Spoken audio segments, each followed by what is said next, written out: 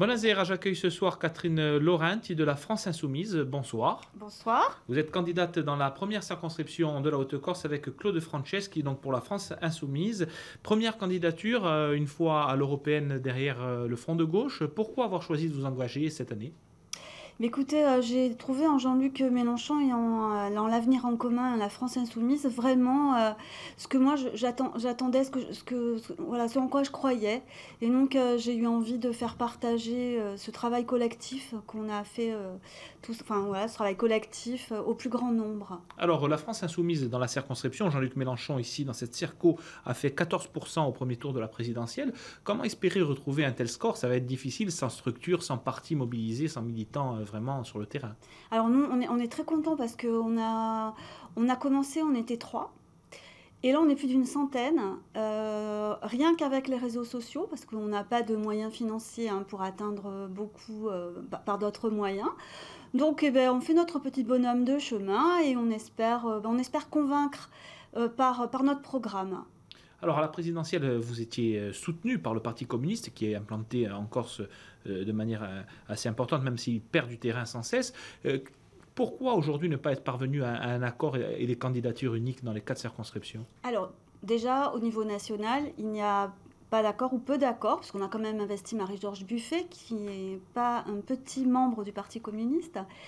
Il y a peu d'accords parce que les candidats n'ont pas souhaité signer la charte que nous avons signée pour la France Insoumise, qui en gros correspond à la charte anticorps, anticorruption, plus La comment charte dire, de la France Insoumise, voilà, d'adhésion aux valeurs de la d'adhésion aux France. valeurs et d'adhésion surtout si on est élu au groupe parlementaire que nous espérons pouvoir constituer. Mais sur le fond, il n'y a pas grand-chose qui vous sépare de Michel Stéphane, de son discours sur le social, sur l'accès à l'emploi, au service public. Non, par contre, il y a une grosse divergence, c'est sur le nucléaire. Nous sommes favorables aux renouvelables, aux 100% d'énergie renouvelable. Nous sommes contre le nucléaire. Le Parti communiste est pro-nucléaire. Donc ça, c'est quand même une grosse divergence.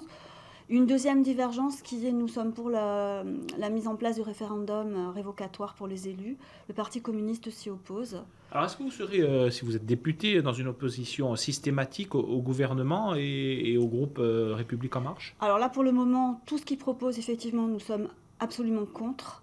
La loi travail, pour nous, c'est une loi absolument, enfin j'allais dire scélérate, c'est un petit peu un grand mot, mais c'est une loi qui n'est favorable qu'au MEDEF et qui ne fait qu'écraser les salariés de plus en plus.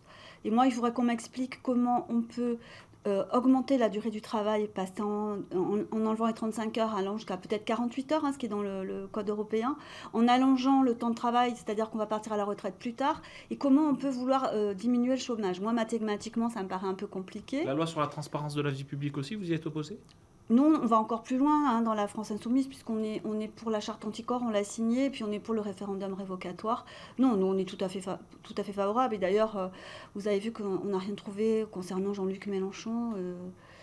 Voilà, il est parfaitement transparent, Alors, nous sommes parfaitement si transparents. vous n'êtes pas qualifié pour le second tour, ce qui peut être probable, est-ce que vous feriez un choix entre les candidats qui resteraient, s'il y avait la droite, la République En Marche, les nationalistes ?